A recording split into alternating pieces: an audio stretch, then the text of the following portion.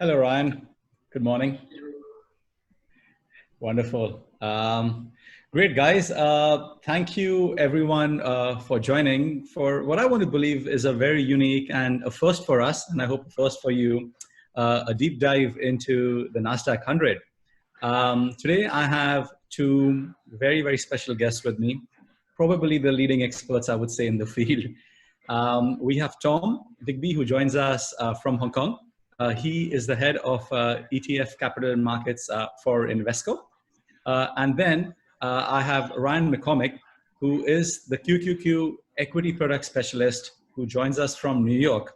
So thank you, especially Ryan, for joining us at 7:05 a.m. in the morning. I really appreciate taking the time out. And thank you, Tom, as well, for joining us from Hong Kong. Pleasure, thank you. Great. Okay, wonderful. All right, so without much ado, should I just hand over the reins to you, Ryan, and for you to take it away? Sure, that sounds good. And good morning, everybody, or good afternoon to you. It's very easy to be joining this early because nothing gets me more excited than talking about the Nasdaq 100. So very easy to jump out of bed this morning to get the excitement level up. But my name is Ryan McCormick. I'm the QQQ equity ETF strategist, and essentially I'm Invesco's representative, talking all things QQQ and the Nasdaq 100. For my career, I've been in ETFs for more than a decade, and what I've learned is QQQ has kind of been pretty much everywhere. I was running models where we owned QQQ. I was on an equity strategy desk where we talked about QQQ. I was a product specialist for another firm where I consistently ran into QQQ and the Nasdaq 100. So what I found is QQQ is and the Nasdaq 100 are everywhere. It's pretty much the preeminent large cap growth index that's out there in the marketplace for the US. And what I like to say is I'm a very big believer in knowing what you own. So I'm hoping that by the end of the webinar today, everybody here will have a much better idea of what the Nasdaq 100 is, how it works, and some trends that we've been seeing within the index. So Vivian, if you can go to the next slide.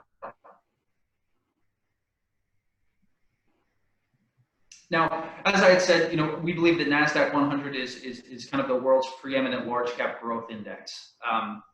It's a little bit differentiated in the way that it's structured, in that it takes the 100 largest companies listed on the Nasdaq exchange, ex financials. Now, that begs the next question: why are there no financials? The index was launched on January 31st in 1985, and at the same time, they launched the Nasdaq Financials Index. So almost by sheer luck, because in the mid-'80s there was a pretty big interest in financials, they launched a separate financials-only index, and then said, well, beyond that, let's look at in creating a large cap growth index that includes everything else in the Nasdaq 100. So essentially, the reason there's no financials is that there's a separate index that just tracks the financials, and with that, and kind of through market trends and where the marketplace has gone. It's become, as I said, a large cap growth index that is highly exposed to kind of these technology, consumer discretionary communication services names that have really grown and frankly are kind of the blue chips of today. Next slide, please. Now, some of the companies, we all know and love. Amazon, especially over the past, let's call it 6 months here, has been just a tremendous company in terms of the value that they provide, whether it be through your Amazon Prime subscription, where you can get groceries when you can't go out to the store without wearing a mask, along with a lot of the capabilities that they've expanded on their cloud services side. Apple, obviously, probably the most famous Nasdaq 100 company, and arguably one of the most famous companies in the world. There's a statistic there listed that it became the first $1 trillion U.S. public company in early 2019. Well, here in the second half of 2020, it became the first $2 trillion U.S. company. So, you've seen that company grow and change its business line substantially over the past 2 decades. Beyond that, another company that we look at that's changed its business line would be Tesla. Well documented, an unbelievable run of performance here over the past year and change. It's a company that's a very good example of a Nasdaq 100 constituent in that it's consistently trying to innovate and change its business lines. And you're going to hear me talk about innovation quite a bit here this afternoon, in that we believe that Nasdaq 100 not only gets you exposure to large cap growth companies, but also innovation. And I'm going to explain that later in the presentation. But then companies like Alphabet, companies like Intuitive Surgical that has a robotic surgery system called the Da Vinci system. Again, very cutting edge, very innovative, and kind of on the forefront of the intersection of society and technology. So these are some examples that you'll see in the Nasdaq 100, and we'll be talking about, again, changes that we've seen in these companies and how much of a makeup of the index that they've garnered. Next slide, please.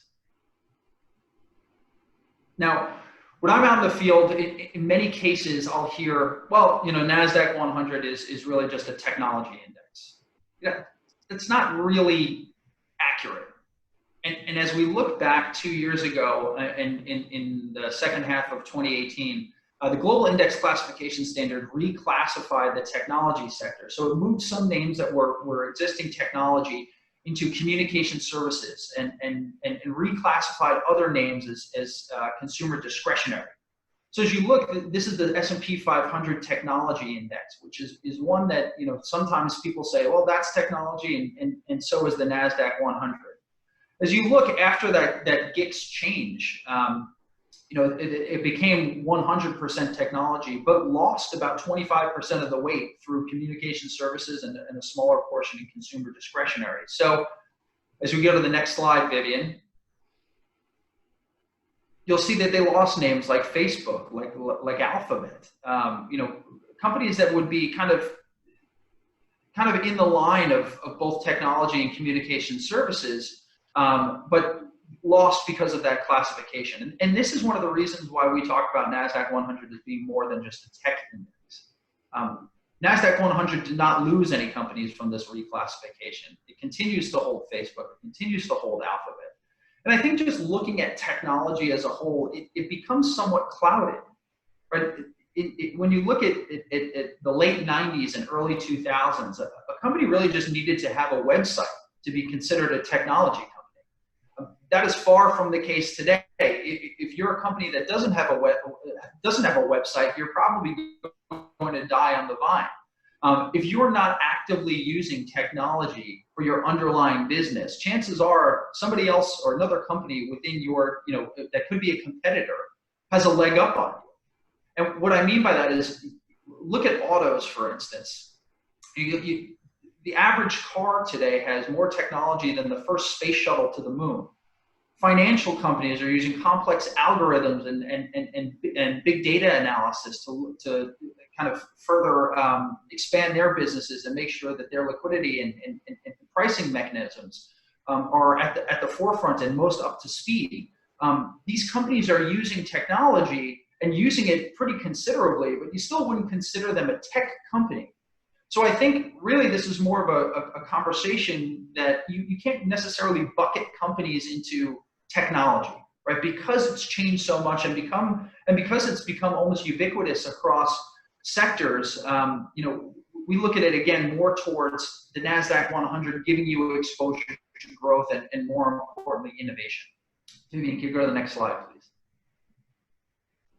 Thank you. So again, this kind of reiterates the point that Nasdaq 100 did not lose any companies to that reclassification, but the sector makeup, or at least the sector classification, changed a little bit. You saw the technology weighting drop pretty considerably, but you saw the consumer discretionary weighting increase. You saw communication services, the newly created sector, increase. And Vivian, if you can go to the next slide. Yep. The performance, regardless of classification, has been stellar.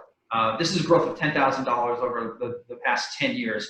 And you can see that Nasdaq 100 significantly outpaced some of its other competitor indexes. And again, I think that these companies' innovative characteristics, which again we'll get into later in the presentation, have really served them well over the course of this market cycle. And whether it be ups and downs, they've been able to weather the storm because of significant investments that they've made and being at the forefront of this ever-changing economy and marketplace.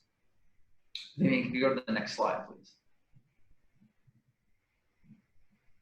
Now, as we look, index returns, yes, the last chart certainly paints the picture pretty well, right?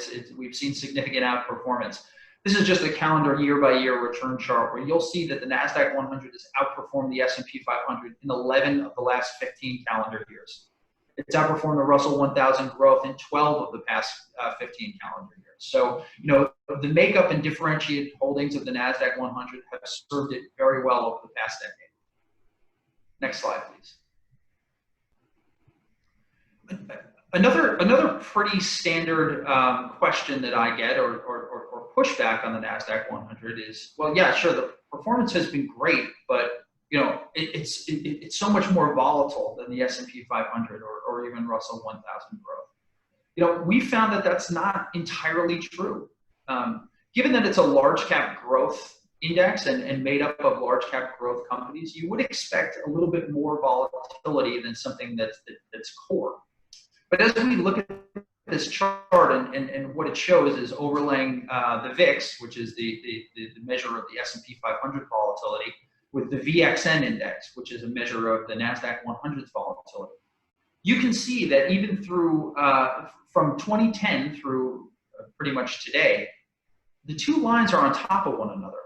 I mean, the volatility is moving in very, very similar fashions and almost in lockstep with one another. And most recently, earlier this year, you know, with this COVID volatility that we had, the S&P 500, the VIX, hit a higher volatility than the Nasdaq 100 did, the VXN. So although we would expect, you know, slightly higher volatility, you can see that they're moving very much in tandem. So, you know, the thought that Nasdaq 100 has significantly more volatility, we found has just not been true in the past decade. Next slide, please. And obviously, this is just kind of, again, showing from a perspective on a calendar side. You can see that each year, very similar volatility between both the Nasdaq 100 and S&P 500. Vivian, you can go to the next slide, please. Now, as we're looking at volatility, as I said, yes, you know, the rates are slightly higher, right? But what are you getting for that somewhat minuscule added risk? Well, what we've seen is win rates that are significantly greater than 50%. So what we're looking at here is from December 1990 up through month-end July of 2020. And on a rolling one-year basis, the Nasdaq 100 index has beaten the S&P 500 nearly 66% of the time. Over 69% of the time, it's beaten the Russell 1000 growth index. And as you go with larger and larger time frames of the 3-year, the 5-year, and the 10-year rolling basis, you're looking at the 10-year, it's beating the S&P 500 index 88% of the time. It's beating the Russell 1000 growth index a staggering over 93% of the time. So for all 10-year periods, 10-year rolling performance periods observed since 1990, this is the percentage that Nasdaq 100 outperforms. And you can see kind of this growing history of outperformance. Beyond that, we look at correlation. And earlier, if you can just go back very quickly, Vivian, thank you. Earlier, we had talked about kind of the differentiation of the Nasdaq 100. And generally, that's, you know, some holdings that are held there and not in other indices. You can see that the correlation between Nasdaq 100 and some of these other competitive indices are lower. Now, you know, granted, when you're looking at a 0.83 correlation to the S&P 500 versus, let's say, the Russell 1000 growth correlation of 1 to the S&P 500, both are pretty significant, right? I mean, that certainly suggests a high level of correlation. But what you can see is the fact that it is lower across all measures, right? The S&P 500, the Russell 1000, Russell 1000 value and growth. That does suggest that there is that differentiation with the index, and that's something we'll continue to explain throughout the presentation. Okay, Vivian, you can go next. So month-end July, just to give a perspective on that differentiation, Nasdaq 100's three significant overweights would be information technology, communication services, and consumer discretionary. It does still have pretty decent exposure to healthcare. Now, the makeup of the healthcare sector looks a little bit different, and from the S&P 500, and this is the first step into this differentiation. S&P 500 is much more leveraged to your large cap pharmaceuticals, your medical providers, whereas Nasdaq 100 is based almost solely on these innovative biotech and medical device companies. So even though it is underweight, the makeup of that 7% that it holds in healthcare looks very different than that of the S&P 500 or Russell 1000 growth. And as we go over to the right-hand side of this chart, you'll see no exposure in financials, no exposure in energy, materials, or real estate. So you're kind of taking out that value component where you really are getting the exposure to that large cap growth, which is something that we look to provide with the Nasdaq 100. Next slide, please. Given that the Nasdaq 100 is made up of 100 companies, I like to say that the index is going to be top heavy, right? You look at S&P 500, it's got 505 members. Russell 1000 growth, over 430 members. So, unsurprisingly, the Nasdaq 100 is going to be a bit more top heavy in those, let's say, the top 5 holdings: Apple, Amazon, Microsoft, Facebook, and Alphabet. So something just to be aware of as you're looking at the index, because it has less holdings, you're going to see more of a weighting kind of drifted towards the top. You can go next. And with these holdings, it truly is a global index. So, I think one trend that we've been seeing here over the past 2 decades is that the marketplace has become truly global. And when you're looking at average foreign sales percentage of the Nasdaq 100, it's ranged pretty much between 39 and call it 45% since 2003. It's drifting slightly higher, where in 2003 we were just over 39%. In 2009, around 42%. But as we've seen this global economy become more interconnected and continue to grow, Nasdaq 100 companies do have very significant exposure to that foreign sales, which we think also serves it well. Vivian, if you can go next. And that number is going to be even more apparent when you're looking at the index weighted side. So taking into account the weightings of the companies within the Nasdaq 100, we've seen a more dramatic shift or dramatic increase in that percentage of foreign weighted sales, rising from over 35.5% back in 2003 up to nearly 46% today. Next slide. Now, finally, we're getting towards that innovation. Right, and as I said, you're going to hear that word quite a bit during this presentation. But innovation is sort of a challenging thing to measure, right? How do you get exposure to innovation? And there's a couple of things that we look at, and in this chart, this was done by Nasdaq and a company called and it looked at the number and percentage of patents that were filed.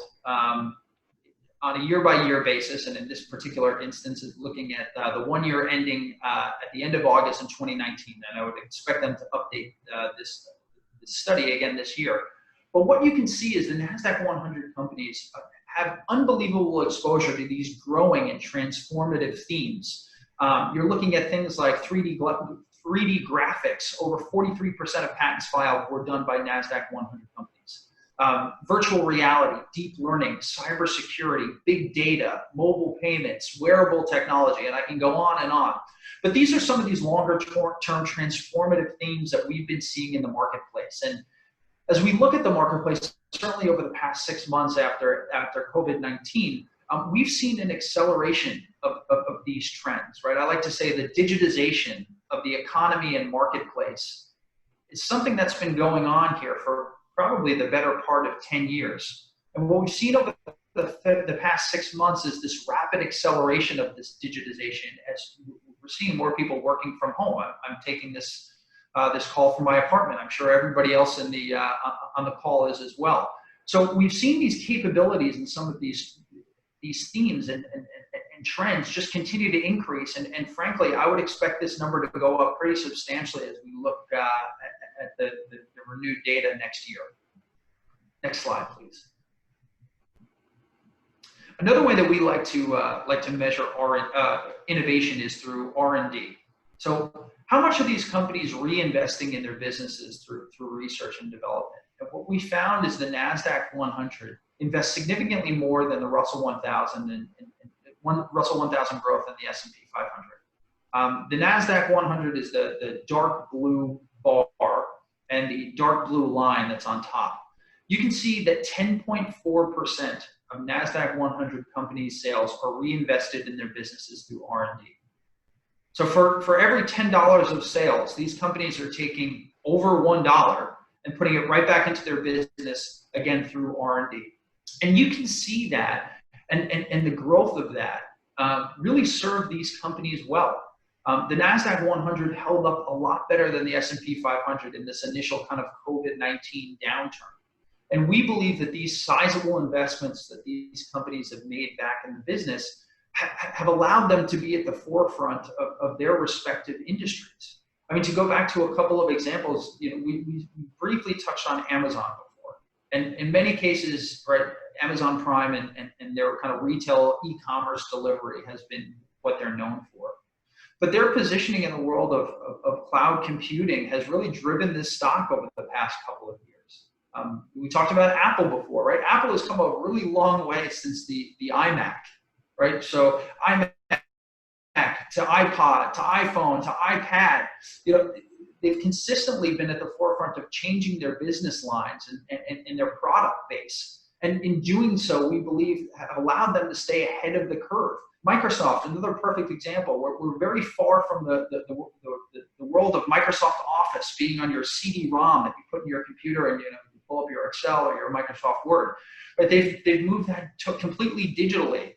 They have also made sizable investments in Azure, which is their cloud computing platform. So, the point here is that these companies are consistently innovating. They're consistently reinvesting in their businesses, and that has allowed them to come out with new products and, frankly, what we like to say, new and innovative ways to make money.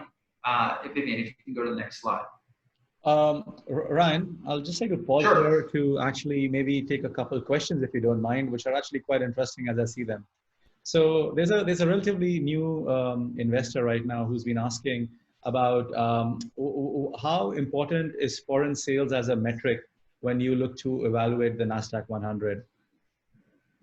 Well, so we're not necessarily. I think when you're looking at a valuation, right, it's more looking at the companies that are already in the index, right, the existing companies that are there. And I think when you're looking kind of at their makeup and their revenue breakdown, it's very important to look at foreign sales. I mean, number one, you're diversifying your business lines from a geographic standpoint. Beyond that, when you're looking at the pricing power and growth of consumer, particularly in the Asia Pac region, you look at the past 20 years, the growth has been staggering. Right? You consistently want to go and find new consumer bases, and the fact that these companies have presences and through those foreign sales, I think it serves them very well. So I think it's a very important metric to look at when you're kind of discussing the underlying companies, without a doubt. Yeah, wonderful.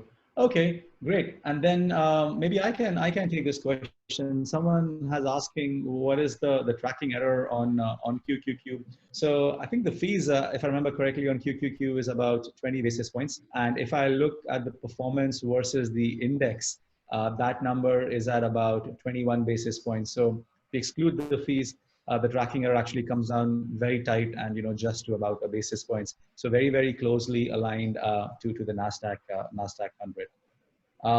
Back to you, Ryan. Back to take the slides here. Thank you. So kind of where we left off was research and development, right? And these companies are investing all this money into innovation and trying to come up with new products. But at the end of the day, that doesn't really matter unless it kind of trickles down to the bottom line, right? What have these investments in R&D done for the end investor and, frankly, the health of these companies? And we believe that these investments in R&D have served these companies very well. And as we look at the fundamental picture, you'll see that we've seen significant growth in earnings, in revenue, in dividend value since 2003. And we're going to go specifically into each one of these drivers, but the fact that these companies now have the flexibility to take that money and reinvest it to, again, come out with new products, it's given them a lot of flexibility in their earnings power, right? So not only have they had these mature and developed business lines, but they're consistently looking for new ones. And those mature, developed business lines have contributed very significantly to the bottom line. Vivian, if you can go to the next slide. I mean, earnings, for instance, in 2003, Nasdaq 100 had total earnings of 15.7 billion versus the S&P 500 at 275 billion.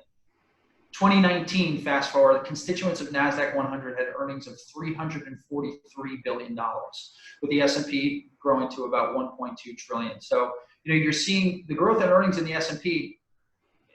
That's great growth, 324% over that time frame. But put it against the Nasdaq 100, you're looking at over 2,000% earnings growth cumulatively. So that earnings power is something that we haven't really seen in quote unquote technology companies from 20 years ago. Those technology and innovative companies have now unleashed an unbelievable earnings power. Vivian, if you can go to the next slide. Dividends is probably even more of a staggering statistic. If we're looking at dividends paid back in 2003, Nasdaq 100 paid a paltry $2.2 billion. Look at 2019, $88.73 billion. The growth is explosive. And I like to joke, right? At the end of the day, you're not going to be buying the Nasdaq 100 for its dividend, right? You're just not. If you're looking for a yield play, there are a number of other investments that offer a significantly higher yield. But what this tells me is these companies generally you would never think would either increase or initiate their dividends. I mean, frankly, if I told you a lot of these companies maybe 20 years ago that they were going to be paying dividends, most of you would have laughed in my face. But now they are paying dividends, right? And I think that talks to the fact that these businesses are mature, right? And they're able to monetize that, again, that investment in R&D into these business lines and finding new ways that previously they didn't really have the flexibility to return value to the shareholder, and dividends being one of them. Yeah. Vivian, if you can go next. Yeah, I mean, just to add there, I think one of the attendees is asking us, like, does QQ pay dividends? And is the Apple share split going to affect the QQ share price? So I can take it. I mean, they do pay dividends. The dividends are about 56 basis points as of last year.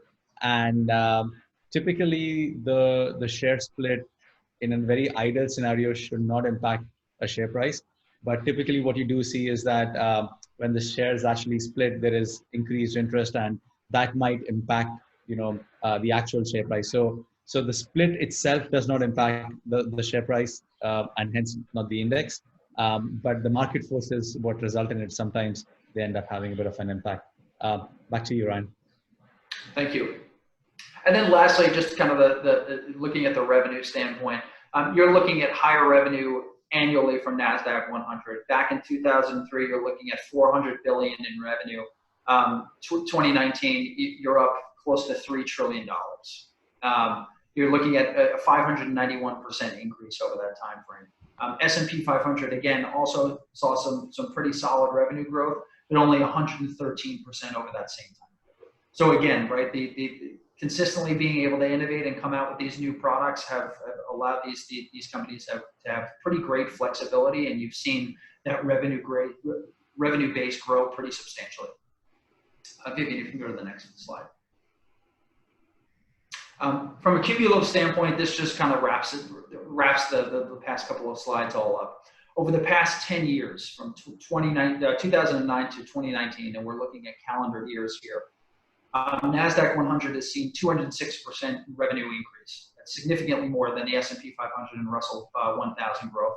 Both of them are under 60% growth. Earnings growth of 329%. Again, you're looking at double that of the S&P 500 at 159%, Russell 1000 at 128. And again, going back to that dividend number, which is the one that certainly jumps off of the page, nearly 600% increase in terms of dividends versus 128 in the S&P 500 and 163 in the Russell 1000 growth. So, we do believe that these investments in R&D have made their way to the bottom line, and these Nasdaq 100 companies have found a way to monetize Maybe next slide, please. Now, this is sort of the biggest pushback or one of the largest questions that we get. And, investors generally think back to the worst times. For the Nasdaq 100 in technology, technology type companies as a whole, the tech bubble in the late 90s and early 2000s, is certainly the thing that folks gravitate towards. And the worry is, are we in another tech bubble, right? We've seen these companies grow pretty substantially in terms of market cap. Is this something that we're on the front door of? And frankly, we believe no. There are a number of reasons why, which I'll get into. But for this exercise, we look at the top 5 holdings of both the S&P 500 and Nasdaq 100 at the height of the tech bubble, which is what was in March of 2000. Microsoft, Cisco, Intel, Oracle, and IBM, versus the top 5 holdings today, which is Microsoft, Apple, Amazon, Alphabet, and Facebook. As you look at market cap to net income, which is a valuation metric, today that stands at 39.1 times. We've seen that number increase for sure over the past couple of months and even year, as we have seen multiple expansion in a lot of these kind of top heavy names. Going back to the tech bubble, these companies were trading at nearly 78 times. So the companies today would need to double in one day to be in a fairly similar market cap to net income standpoint. So from that aspect, there's a very long runway to get anywhere close to where we were at the height of the tech bubble in March 2000. Vivian, can you go next? Secondly, as we're looking at cash as a percentage of market cap, these companies are close to 9% of their market cap held in cash. That's significantly more than at the height of the tech bubble at 2.3%. So they're much better capitalized. Beyond that, when you're looking at one-year average returns, 56.3% today, that's a lot of return. But go back to the height of the tech bubble in 2000, you're looking at over 184% return. On the 3-year, that number is even more staggering, 143.2% on average of the top 5 companies today. Back in 2000, over 600% of average return over that 3-year time frame. So what this tells me is we're not seeing that irrational exuberance that we saw in 2000, where people just had to get exposure to tech. They had to buy technology because it wouldn't stop going down, and really they didn't understand what was going on underneath the hood in a lot of these companies. You can see here we're very far from that irrational exuberance that we saw in 2000. Vivian, can you go next, please? Lastly, as we're looking at market cap, at the height of the tech bubble, a little bit over $2 trillion, and today we're over $5.5 trillion. So, as I said, we have seen some significant growth in terms of market cap. That's 2.8 times the number that we saw back at the height of the tech bubble. But is that warranted? I mean, if you look at the disparity of sales, it was under 160 billion in sales back in the tech bubble. You look at 6 times that number today. Net income, 6.5 times more today than back then. And cash is the really more staggering number. Almost 12 times the amount of cash and marketable securities on these companies' balance sheet today relative to back in 2000. So, market cap, 2.8 times. We have seen that expansion. But beyond that, is it warranted? And we believe in looking at some of these fundamental metrics, whether it be net income, sales, or just cash on the balance sheet, it's significantly more. So these companies have unleashed that earning power. These companies are much better capitalized versus where they were back in 2000 at the height of the bubble. If you can just go next. So I want to open it up to Q&A, but again, I'm a very big believer in knowing what you own, and I hope that over the past couple of minutes you have a much better idea of the way that the Nasdaq 100 is constructed, the underlying holdings, and some of the trends that we look at as we've seen this rapid digitization of the economy just get accelerated, and we believe that Nasdaq 100 companies, through their investments in R&D, are very well capitalized to potentially benefit from these transformative shifts in the marketplace. Yeah. Thank you so much, Ron. I think I enjoyed the last slide. I think that's always the big question, right? Is it a tech bubble? And I think two things obviously stand out. Obviously, the income, right? I mean, that's real. That's significantly higher. Also, the second thing is, that aspect about the cash, right? I mean, that is significant, right? If you look at it as a percentage of the, entire, cap as well of the current market capitalization, which means that they will be able to weather a storm. And if anything, this entire phase in the last 6 months has only further accelerated the move, and people have now become comfortable paying for these services, which were very tough to believe some time back. A lot of interesting questions. Let me start with a relatively easy one, right?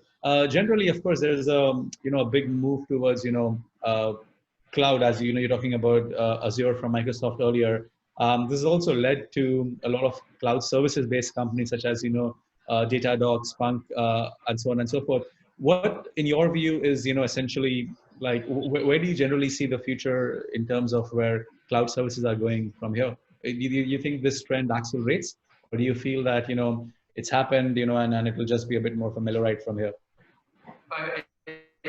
It's certainly happened, and I don't really see the trend slowing down, right? I mean, I think as we move for this, let's just say this work from home environment, but even beyond that, as we go back to the office, we found that data is more and more important, right? You're looking at housing of this data has largely almost completely moved to cloud. So, beyond that, the data storage capacity is paramount. I mean, if you look at unrelated, but some of these data storage real estate companies, right? I mean, you've seen explosive growth there as the demand for that data storage continues to grow. I think it's a very, very real and aspect of the marketplace and economy that really is just going to continue to grow. Big data analytics has become almost necessary across business lines, regardless of the sector in which the company sits. So I think we're still in the early innings of cloud expansion, and I think there's a very long runway within that theme. Yeah. A customer, and I actually didn't see many of these companies in there, but there's a question which says that if the Chinese companies do get delisted from the US exchange, how much will it impact the Nasdaq? Is there a significant weightage of Chinese companies currently in the Nasdaq 100 index? And yeah, so there's a handful. It's generally it's generally around 5% of the index are in Chinese companies. So, for instance, one of the star performers would be JD.com, and I think obviously that the online marketplace there has been just a fantastic performer. If they were to be delisted, though, as I said, it's generally under 10%, normally around 5% of the underlying index. Yeah. Okay, so it's basically, I mean, that's a relatively low number, right? And I think the follow-on question was that, do you really expect it to have a competition if it gets listed in another exchange like Hong Kong, for example? But given it's a relatively small weightage, it alone can't be, the reason for that move. Thank you for that. People are, of course, concerned about the high PE ratios of the Nasdaq 100 index, right? And I know you alluded to the previous slide about why this time is different, or it's at least it's not what it was at the peak of the tech bubble 20 years ago. Anything else that you would like to add to that, Ryan? Yeah, well, I think going into it, we have seen some multiple expansion, but I think kind of looking at these companies' exposure to some of these growing trends, investors are comfortable paying up for that exposure. Yeah.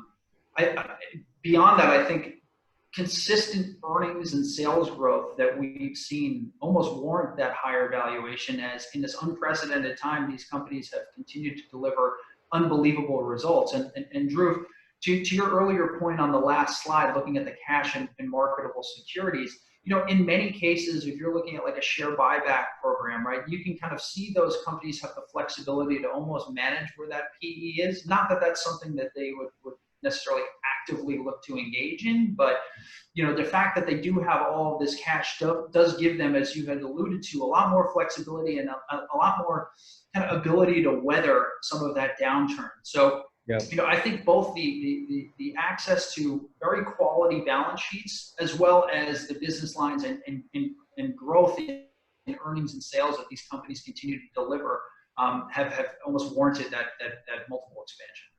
Got it. Okay, very, very helpful. Edmund's asking me well, how often the dividends paid on the QQQ and how can we avoid paying withholding tax on the dividend? So, Edmund, you're not going to like the answer, but the fact is you can't avoid paying the dividend. I mean, that's something you have to pay legally.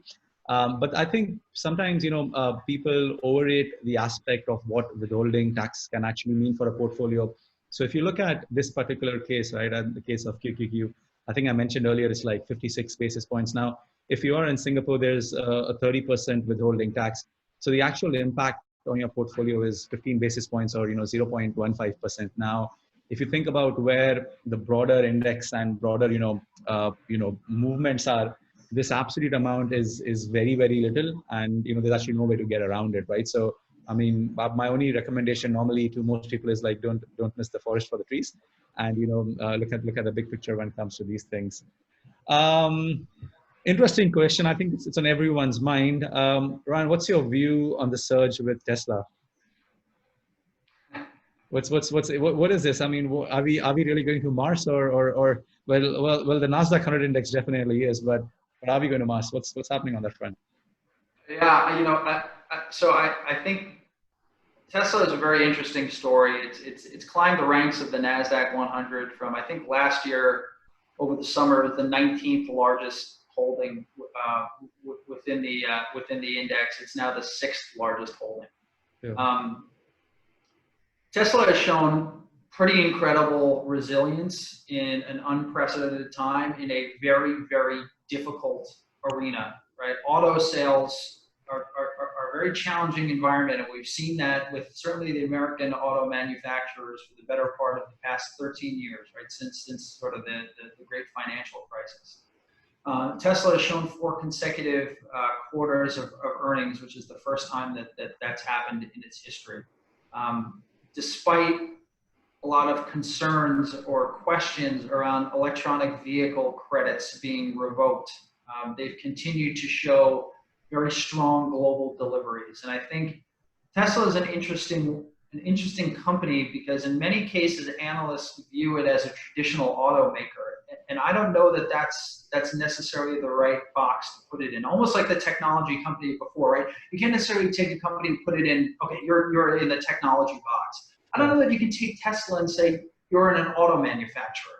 But because their business lines are so diversified, I mean, you can almost argue that Tesla could become a utility with their or at least an energy provider with the advances that they've made from the battery side. So, beyond that, a pretty eccentric CEO that has very big plans, whether it be for Hyperloop, whether it be for, who knows, maybe he's going to be mining for diamonds on Mars in the next 10 years. But, in general, I think what they've seen is this company has been able to finally kind of deliver consistent earnings. They've been able to deliver consistent auto vehicle EV.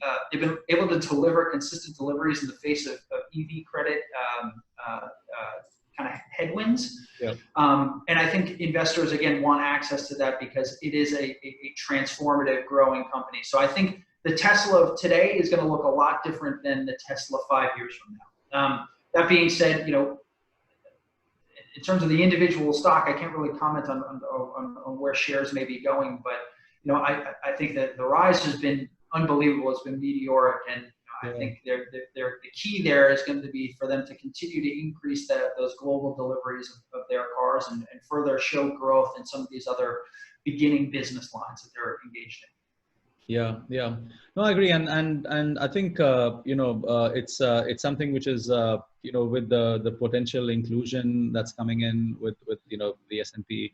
Again, it was quite weird. I think someone was telling me the stock split is going to be the reason for a rally, and I was like, most brokers actually do offer fractional share ownership right now, so didn't make that much of an impact. But I guess the whole retail power and factors that get clubbed in is also I mean, of course, we all agree the company is more valuable than what it should have been a year ago.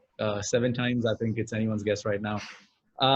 Just switching gears a little bit, we spoke about how the Nasdaq 100 has a relatively, lower component of, Chinese tech. We said like, 5 or 10%, right? But, of course, there's a big force which is generally coming with the Chinese technology companies. We talk about the Alibabas, the JDs, the Tencents especially. What is your broader view? Like, do you expect, if you just keep aside the political aspect of it, but generally at a very macro level, how would you consider, US tech versus, let's say, China tech at a very, very high level? Yeah, I think we're moving more and more. Cooperation may not be the word, but maybe tolerance. And sure, there's a lot of political headwinds there, right? And I think it's very hard to. Anytime politics are involved, it's very, very hard to try to anticipate, where that theme may be going. But I think over the past week, you have Apple being allowed to continue to do business in the Chinese WeChat messenger platform. So I think as these companies continue to grow, you're going to see them come together, right? Almost to the point of cooperation, or at least tolerance, right? Where each are able to do business within their own ecosystem. Yeah. I think when you're looking at tech, certainly, kind of US and China, by far the two leaders. And I think the political arena, definitely with tariffs and things of that nature, could clamp that down, right? But I think all things aside, you're starting to see them mesh together more than they had in the past 10 years. So I think you're going to continue to see that. You're going to continue to see that sort of greater cooperation between the two. But yeah, I think, of course, the political questions are going to be continuing to weigh on investors in those companies. Yeah, yeah. And I guess, it's two levels. I think one's, of course, the global politics, right, which is happening, I guess, between US and China. But, internally also, there's been a fair amount of chatter which has been happening about how some of the bigger tech companies are getting scrutinized for their practices. And of course, there's the upcoming election and all. What are your views on those areas? Like, do you see that, there is good ground? Do you think they have too much power? Where do you see these debates going on the road from here? Yeah, kind of similar, right? I think on that front, you have the regulation risk, where, do some of these companies start to get zeroed in on for potentially having monopolies or things of that nature? I mean, yeah, of course, the growth has been staggering, and right, their ability to be at the forefront of a lot of these industries have allowed them to gain greater and greater market share. So, yeah. I think that's certainly a risk, the regulatory. Now, again, you can't really make a hard and fast comment one way or the other when it comes to regulation. But in many cases, as you're looking at a breakup, right, sometimes a breakup can unleash further value from companies as you split off these business lines. So, yeah, although it's a risk, in some cases, outside of the headline risk, it actually unleashes value for the company. But I would agree in that regulation is probably the number one risk when it comes to these larger innovative companies. Awesome. All right, very, very good. I think I will give you a little bit of a break, and I'll basically pass the baton back to Vivian to talk a little bit about what we're doing at Syfe, right? So, I mean, some of you know us originally for our global product, which was built largely based on US listed ETFs, still global exposure, and something that gave an assortment of equities, bonds, and gold, right? But I think today's session, and probably something that which probably is the reason why part of this session with us, is a Syfe Equity 100, which we launched just about a couple months ago, but has seen tremendous traction. And everyone was, we launched this in the end of June, and everyone was like, oh, is this the right time to get involved in product that is, heavy tech, heavy QQQ? And I think, the old adage that it's not about the, timing the market, it's about the time you spend in the market, always plays out, and it's played out in this case as well, where we've seen the remarkable rally, which carries on, till this point, right? But in a quick summary, the global product across the key focus is risk management. It's across equities, bonds, and gold. You've seen the annualized returns of about 9% on your screen. And the key focus is diversification and risk management. For those who are looking for more of a return profile, we have the Equity 100, this is, as the name suggests, 100% equity. This invests in across 1,500 stocks for the world's best companies, right? Including the Nasdaq 100 via the QQQ. And has obviously a much higher return driven for that factors on average of about 13.4% across the last 10 years. The key differentiator of this piece is that we do use a smart beta strategy, something that I'll touch on a bit later. And the third one, I mean, for those of us who are joining from Singapore, they might know us for this, is the REIT Plus offering. This is more for passive income, gives a dividend yield on average about 5.1%. And this was actually built in collaboration with the Singapore Stock Exchange. So something a bit different to the global equities that we're talking about right now, but catering to our users as we always do at Syfe. Next slide, please, Vivian.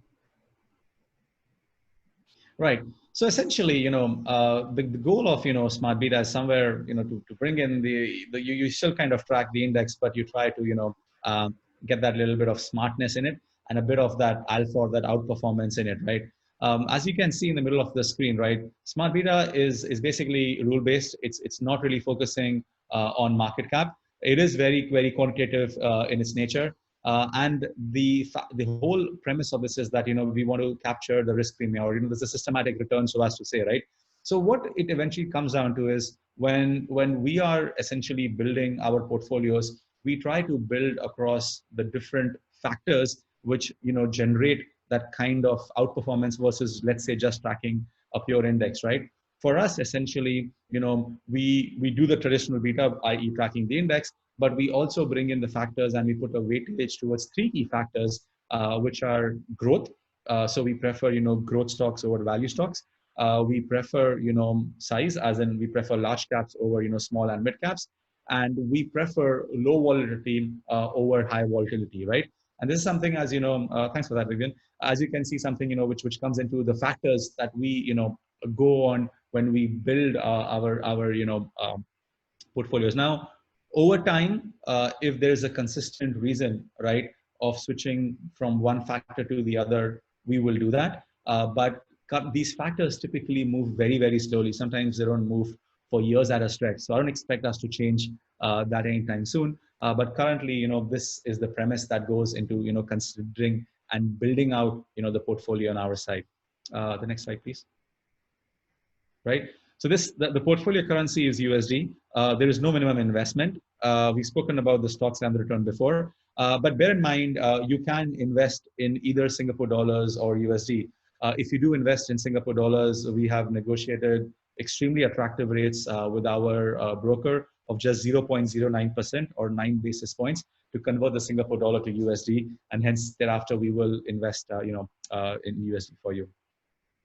Next slide, please. Right. And again, the goal, of course, is to get, equity exposure, right? And, it's global, right? Of course, you have, the Amazons, the Microsofts and Netflix of the world, but you also have companies like, Toyota, and then you have, Roche, or you have, AIA. So essentially, if you look at the composition, the goal is to give a global exposure, but to, focus heavily, or rather, in this case, 100% on equities. One thing that common gets asked, right, is that there is a heavier skew towards US companies, and that is true. That is, but the reason also is most of the so-called big US companies are not really deriving all their revenue in US. And I think, for example, Nasdaq, which is one of the heaviest weights, I think Ran showed on a slide earlier about 45% of the revenue is coming from global ways. I mean, I'm sure more Coca-Cola sells outside the world than what sells in the US, right? So for all these companies, essentially, you're not really investing in just a US story. You're kind of investing in a very, very, global story. Like everyone across the world is using AWS or Azure and so on and so forth. And I think that is great for the company. I think it diversifies them from a geographical risk, but also as a user for yourself, right? You're not really just betting in US, you're actually betting in a globally diversified setup. Next slide, please. Right, and here you can roughly see, what the allocations are, right? One of the heaviest weights in our index is, towards QQQ, purely, for some of the reasons that we covered, the Nasdaq 100 index and how the technology focus, works very well for us, right? And it's something which is a trend which we have seen accelerate, and we expect to continue to accelerate. But that is not, everything of it. Of course, we also invest in the S&P 500, as you can see out here. We use the UCIT fund, which is more efficient. Somebody was concerned about withholding tax earlier. But as you can see, it also has, focus on developed Europe, developed markets, as well as emerging markets. We have some focus on sectors as well, which comes on to the staples, as well as healthcare. And, those have been very interesting sectors because, staples are actually quite resilient, in the downturn, as you might have seen, because, well, as the name suggests, they are staples. But also healthcare, I think if outside technology, there's been one benefactor in the last 6 months. I think this is one of the evident sectors out there. Next slide, please. Right, and again, you can see the performance. I think one thing that gets asked is that why don't I just buy the S&P? And if you see, essentially, not only do you end up having a higher return, and again, this is the advantage of having a smart beta strategy, but you also have a lower standard deviation, which in some words is a lower variation or lower volatility overall to put in your portfolio. And this actually impacts, for some of you who might be a bit more savvy, this term called Sharpe ratio. If you can see, the equity 100 Sharpe ratio is significantly higher and better than the S&P 500, right? And this is something which has shown in results, right? Even if you look at the year-to-date performance, you can see how the number has significantly outperformed both the S&P as well as the MSCI world. Next slide, please. Right. So very quickly, how do you get started? You can either download the app or get onto the website, do a very quick, risk analyzer. You will see a portfolio recommendation. We've built a very robust forecasting tool for you to have an estimate also as to what your investments would be, even if you top up, either you top up dollar cost average, you do it monthly, you do it yearly. All those arrangements are something that, you can test on the platform. And thereafter, it's done. You just, essentially transfer your funds, and there is an easy tool, there's an app, there's a website for monitoring. You can add funds. There's a little minus sign next to the add funds. You can click on that to withdraw funds. There is no entry, no exit charges. Actually, I think we're covering that on the next slide, are we not, Vivian? About the fees. Yeah, exactly. So there is no trading fees. There is no entry exit charges. There is no minimum balance. You can withdraw whenever you want.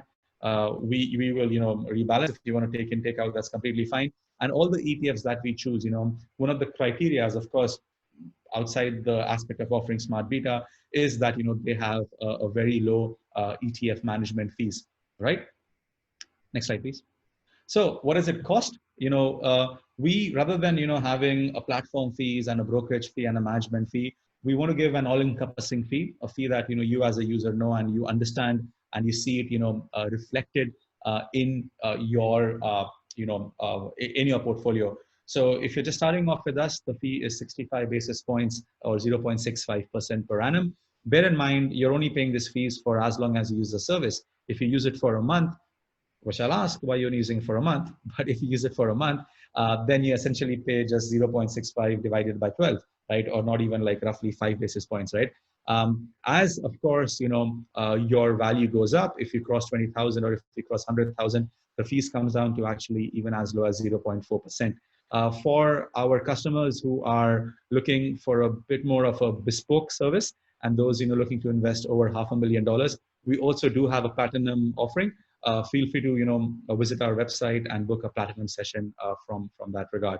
One thing that I would like to mention is that we are one of the very few providers out there which also, especially for our black and above tiers, offer access to financial experts, right?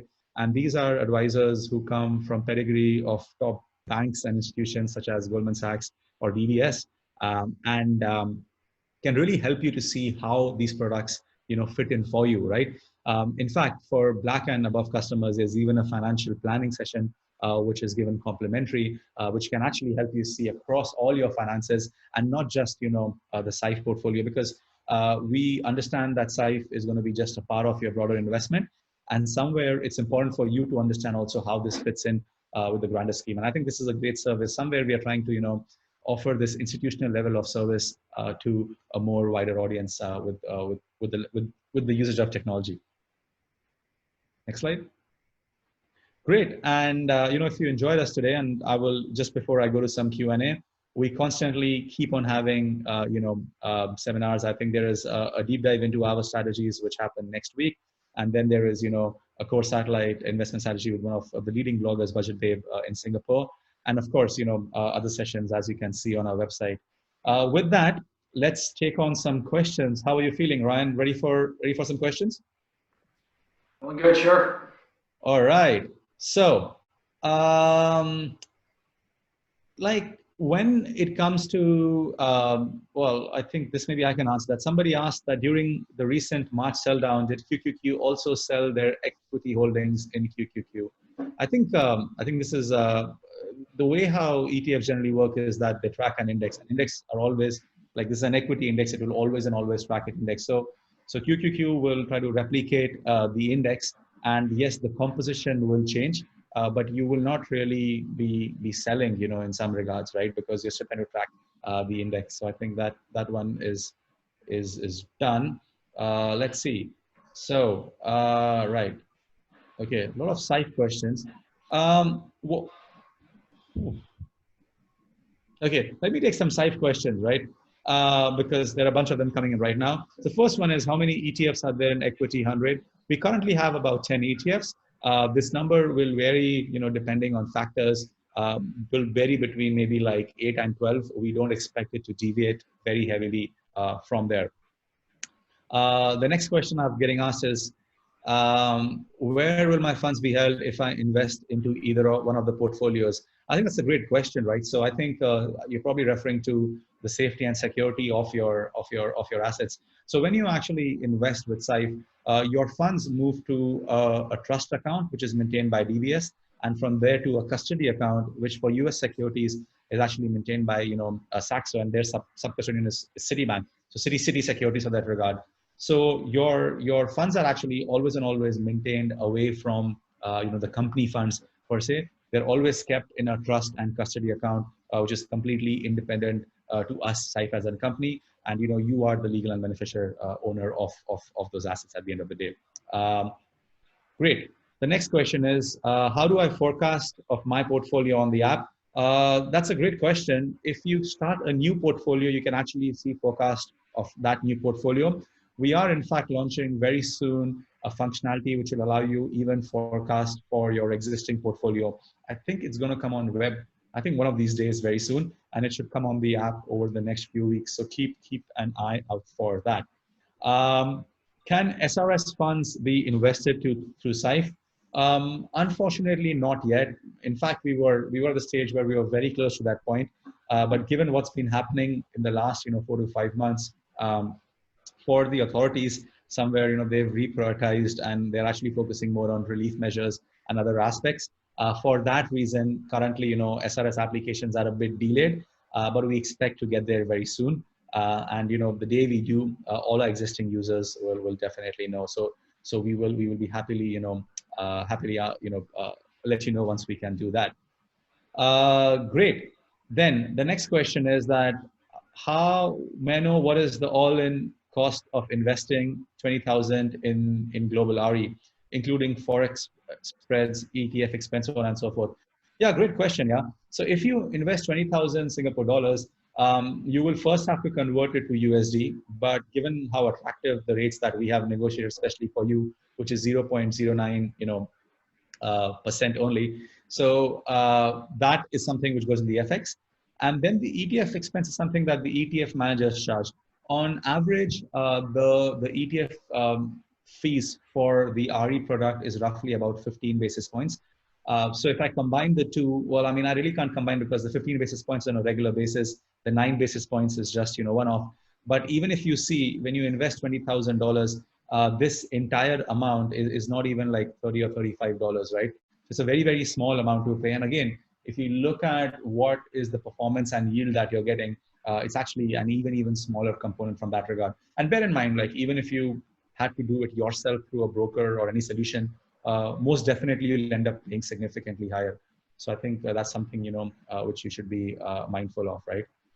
Great. Then somebody's asking us, will Syfe roll out a cash management product similar to one of the competitor offerings in the future? To be honest, right, it's actually relatively easy to launch a cash management product, right? I think some people talk of it in a light which is more than it should be. I think it's tough to build a cash management product which will sustain returns. And when the markets were, in fact, moving about 3 or 4 months ago, we consciously took a choice of not launching a product because we knew that rates would come off. And that is not something that we want to do at Syfe. We don't want to, build hopes and promises, rope you in, and then not being able to deliver on it. So from our perspective, once we see a bit more stability in the markets and a bit more, uh, uh, a setup where we can deliver for at least, the foreseeable future, a return, at that instant, you will see us, launch. So currently, we say if people are looking for relatively low risk options, they might, consider some of our, lower risk portfolio offerings.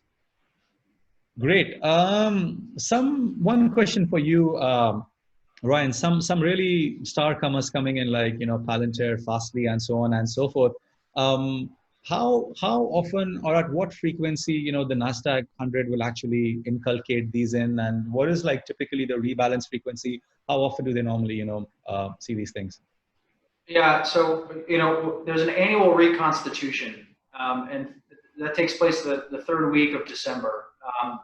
Last year, I believe there were 7 deletions, 7 additions into the index. Right. Now, there are a number of examples where during the year you can have a company that's removed and another one subsequently added. Like most recently, there's a company called CoStar Group that was reclassified by ICB, which is the index classification benchmark, and was subsequently removed from the Nasdaq 100. In its place, they brought in Moderna, the biotech company. So reconstitution takes place once a year, but there are instances throughout the year where a company may be removed for a handful of reasons with another one replacing it. Got it. And when these happen, so one is of course the companies getting in and out. Is there also typically a bit of a weight change, like where the weights of the different components get readjusted? Yeah, generally it's pretty marginal. So I mean, certainly you run the reconstitution, you're getting a reweighting and subsequent additions. But generally when you're looking at those companies that are being removed for the index, they're towards the bottom of the percentage of weighting. So it's very marginal when you're looking at right. But would you expect, like, for example, like Apple and all, to have a bit of a sell-off in the Nasdaq 100? Like, is there, like, some indexes have like caps, right? Like they can't have over a particular weight, but till the next rebalance cycle, if it's over a particular weight, are there some caps in the Nasdaq 100 as well on those regard? So there are caps, but we're not there yet, right? So that's more just to ensure that there are, it's almost like a guide for diversification, right? To make sure that it doesn't become too concentrated. We're not there at that point. So, but the adjustments will take place generally when you have a reconstitution in the new 100 basket. But, yeah. Great. Okay. Well, one question for me is this a good time to invest in equity 100, as most stocks are at all-time high? And I guess, we could have had that same discussion last week or the week before. Or the point is that, as we always say that, it depends what do you call an high, right? Because when markets hit an high in 2019, everyone thought that was the high, right? So at the end of the day, it all comes down to what is the kind of time frame you're looking at, right? If you are an investor who is looking for a short-term time frame, which is just launching for like a few months, right? Then typically you run that risk, right? Because anything can happen over a few months, right? But if you see over time, historically, time is one of your best, weapons in over time. You will end up, on the brighter side. In fact, I was seeing this somewhere where if you had invested in the S&P index, I think anytime in the last 150 years, and if you had held it for 20 years, no matter when you entered, you would have ended up, up and in the positive. So if you're here for a moderately decent run, in that case, I think there's nothing to fear. It's all good. Of course, if you're here for a very short term, then you're probably a bit more of an active trader, like a broker or something. There, of course, there you're taking a very, very short-term view, and that is a coin toss at this stage, right? So really, can't really say whether it's good or bad in some regards. This is a good one, right? And you know, we've had a few very interesting panelists in the past. Would love to get your views on this also, Ryan. So, I mean, the stock market is somewhere not showing the true, you know, reflection of the actual economy, right? Hearing of layoffs, hearing of bankruptcy, so on and so forth, right? How do you think, you know, investors should try to, you know, make sense of this, right? And how do we, you know, invest in this scenario? Like, what would your advice be, you know, to people? Because, you know, you see this, you know, everyone's wearing masks, you know, businesses are suffering, everything is suffering, but we're at all-time highs and so on and so forth. Firstly, like, how do you, you know, how do you make sense of it? And then secondly, what would you do as an investor? What is your advice to investors? How to think of markets right now? Yeah, I mean, I think you always want to be forward-looking, right? So you understand what's happening now, but you always want to be looking to the future. And you know, although it seems at this moment in time, these kind of unprecedented events, right? It seems very doom and gloom. But if you look at the measures that governments around the world have done to support companies in this time, you know, that certainly at least kind of has allowed a lot of them to hold up better than expected. Yeah. Beyond that, again, I think it's really looking to the future, right? I mean, at some point this will pass, right? Whether it be through a cure or just time.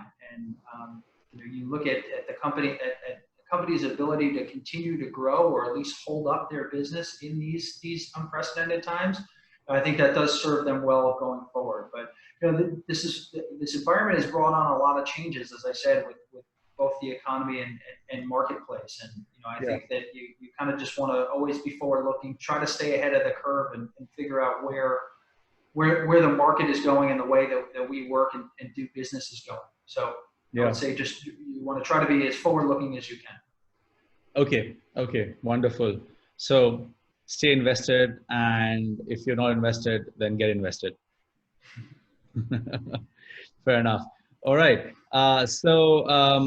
Users asking us is that what is covered in the financial planning session if you're on the black tier. So in fact, this is actually quite comprehensive, right? You can, in fact, you know, given it depends how much you're willing to share. We've had users who've actually given us a lot of insight, right from, you know, their CPF values, their, you know, other investments, any unit trusts, any stocks they have, so on and so forth. And we actually try to put that all in a table for you and tell you that, you know, where your risks lie, you know, where are, you know, the so-called safe assets for you, and essentially also make a bit of a forecast as to what this can mean 20, 30 years, you know, down the line, right? So essentially, this is very, very comprehensive in nature, but it's also a function of, you know, how much information you're willing to share. So I would strongly suggest that you try to book a session with our advisors. You know, you can book the first session, like introductory session, complimentary, and you know, they can give you a gauge specifically to, you know, what all aspects they can cover in that session. Great, yeah. So with that, I think we are coming to the end. We've answered all questions. I have also realized, and I don't know, Ryan, I would love you to rate me on this. How efficient do you think was my answering questions and replying back to them at the same time on a scale of 1 to 10? And you can be very, very honest, yeah, so. I have to put you at a 10. I think you got everything. You answered immediately. I mean, I'll be honest, much better than a lot of the Q&A sessions I've been on in other webinars. So I got to give you high marks.